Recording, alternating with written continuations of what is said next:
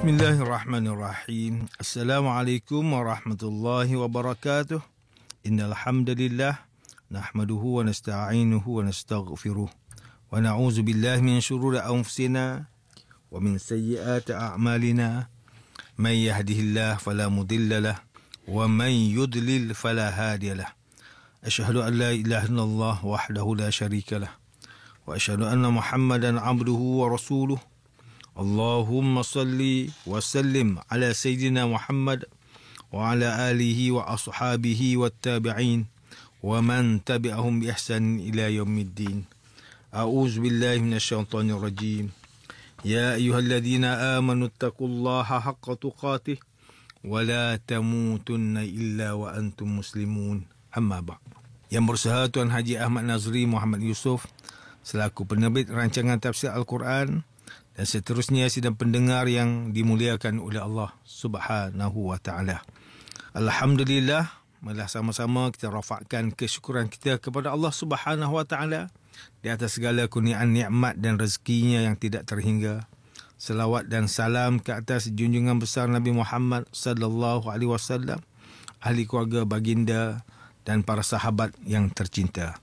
Sidang pendengar yang dirahmati Allah, pada hari ini kita akan menyambung kembali rancangan tafsir Al-Quran bagi siri ke-42.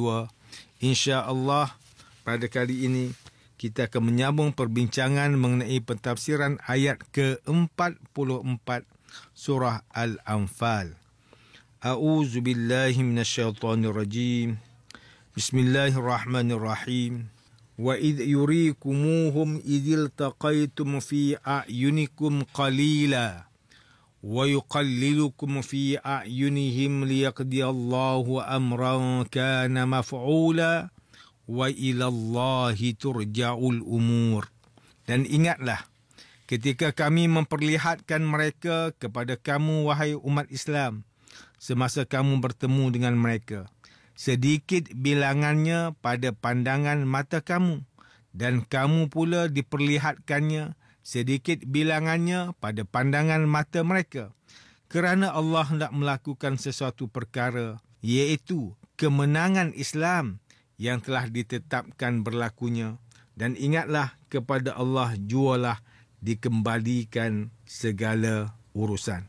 Tuan-tuan, puan-puan, para pendengar yang dimuliakan, Profesor Dr. Muhammad Quraisy Shihab di dalam tafsir Al-Misbah mentafsirkan ayat 44 surah Al-Anfal ini tentang apa yang dilihat oleh pasukan muslimin dengan pandangan mata kasar mereka semasa peperangan Badar.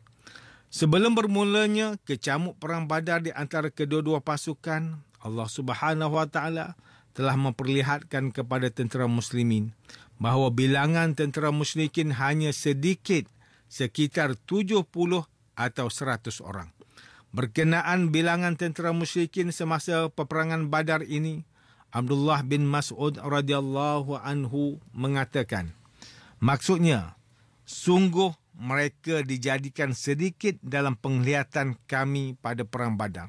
Sampai aku bertanya kepada seorang yang berada di sebelahku, apakah kamu melihat bahawa jumlah mereka 70 orang? Ia menjawab, tidak, bahkan 100 orang. Sampai kami tawan salah seorang di antara mereka dan bertanya kepadanya tentang jumlah mereka.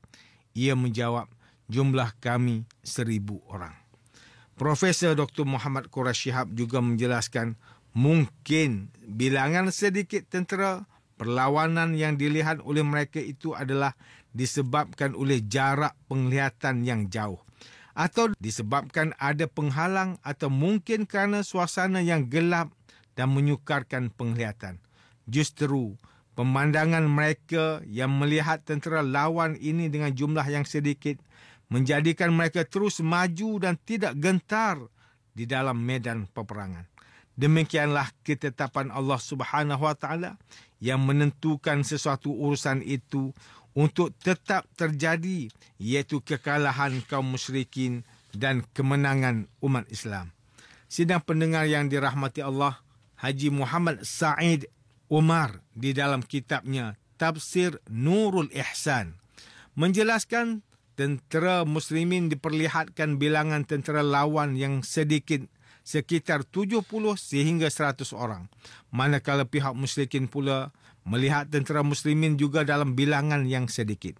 Hal ini demikian untuk menetapkan hati kaum muslimin dalam menghadapi peperangan supaya mereka tidak berpatah balik kembali dan enggan turun ke medan peperangan. Lalu, semasa peperangan Badar itu berlaku, tentera musyrikin diperlihatkan bilangan tentera muslimin menjadi 2 kali ganda di mata mereka.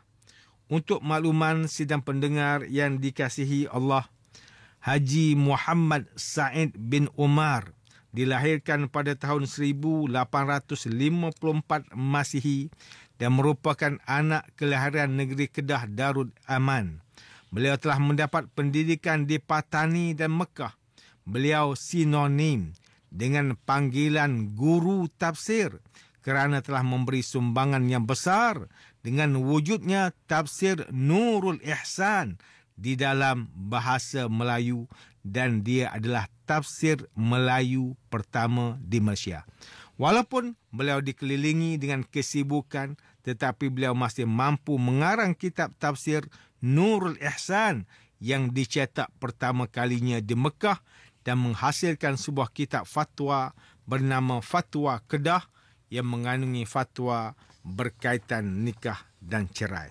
Sidang pendengar yang dimuliakan, Hamka di dalam kitabnya Tafsir Al-Azhar mentafsirkan bahawa bilangan tentera musyrikin yang kelihatan sedikit itu adalah kerana tingginya semangat keimanan dan tawakal kaum muslimin. Manakala kaum muslimin yang dilihat sedikit oleh kaum musyrikin menyebabkan pasukan mereka menyombong diri dan merasa yakin bahawa kaum muslimin itu mudah dikalahkan, sehingga keyakinan mereka itu menjadi pintu kekalahan buat mereka sendiri. Menurut Tengku Muhammad Hasbi As-Siddiqi di dalam tafsir An-Nur menjelaskan, sebelum bermula peperangan Badar, Allah Subhanahu Wa Taala memperlihatkan jumlah tentera musyrikin itu sedikit walaupun sebenarnya mereka ramai, sehingga tumbuh keberanian dan semangat kaum muslimin untuk menentang musuh. Manakala kaum musyrikin melihat jumlah kaum muslimin yang sedikit, lalu memperlekeh dan memandang enteng terhadap mereka. Namun, ketika sudah bermula peperangan tersebut, tentera musyrikin melihat bilangan tentera muslimin menjadi 2 kali ganda daripada bilangan sebenar. Hal ini demikian untuk menetapkan hati dan keberanian tentera muslimin dalam kancah peperangan sehingga berjaya meninggikan kalimah Allah dan merendahkan kalimah kufur. Sidang pendengar yang dimuliakan, demikianlah tafsir bagi ayat ke-44 surah Al-Anfal menurut pentafsiran oleh para ulama. Ayat ke-44 surah Al-Anfal ini menceritakan kepada kita bahawa ketika peperangan Badar hampir bermula, Allah Subhanahu Wa Taala memperlihatkan sedikit jumlah tentera kafir musyrikin pada pandangan mata tentera Islam. Begitu juga Allah memperlihatkan sedikitnya jumlah tentera Islam pada pandangan mata tentera kafir musyrikin. Peristiwa ini berlaku kerana Allah berkehendak untuk memberikan kemenangan kepada tentera Islam dan mengazab tentera kafir musyrikin. Sesungguhnya Allah Maha Berkuasa untuk menetapkan segala peristiwa yang berlaku, dan hanya kepada Allah sahajalah dikembalikan segala urusan. Tuan-tuan dan puan-puan yang dirahmati Allah, ayat ke-44 surah Al-Anfal ini memberikan keinsafan kepada kita bahawa Allah Subhanahu Wa Taala Maha Berkuasa untuk menentukan segalanya, termasuklah memberikan kemenangan kepada tentera Islam dalam peperangan Badar. Walaupun jumlah mereka sedikit berbanding dengan jumlah tentera kafir musyrikin yang lebih ramai dan lengkap dengan peralatan perang. Secara logik akal, adalah sangat sukar bagi tentera Islam yang berjumlah 300 orang untuk mencapai kemenangan dengan menewaskan tentera kafir musyrikin yang berjumlah 1,000 orang. Tetapi tiada yang mustahil bagi Allah kerana dialah Tuhan yang Maha Berkuasa ke atas seluruh alam, dan dialah yang membantu Rasulullah sallallahu alaihi wasallam dan tentera Islam dalam peperangan sehingga mencapai kemenangan. Allah menetapkan bahawa agamanya akan menang dan sentiasa menang sehingga hari kiamat. Allah Ta'ala berfirman dalam surah Ali Imran ayat ke-160, In yansurkumullahu fala ghaliba lakum wa in yakhzulkum faman zalladhi yansurukum min ba'dih wa 'alallahi falyatawakkalul mu'minun. Jika Allah menolong kamu untuk mencapai kemenangan, maka tiada sesiapa pun yang dapat mengalahkan kamu. Tetapi jika dia membiarkan kamu dengan tidak memberikan pertolongannya, maka siapakah yang akan dapat menolong kamu selepas Allah menetapkan yang demikian? Dan ingatlah, hanya kepada Allah sahajalah orang yang beriman itu bertawakal. Dalam sebuah hadis yang diriwayatkan oleh Imam Bukhari, Rasulullah sallallahu alaihi wasallam bersabda, La yazalu nasun min ummati zahirin hatta ya'tiyahum amrullah wa hum zahirun. Akan sentiasa ada sekumpulan manusia daripada umatku yang akan menang sehinggalah datang ketetapan Allah ke atas mereka dan mereka dalam keadaan menang. Dalam sebuah hadis yang lain, Rasulullah sallallahu alaihi wasallam bersabda, Lan yabraha hazad dinu qa'iman yuqatilu alaihi isabatun minal muslimin hatta taqumas sa'ah.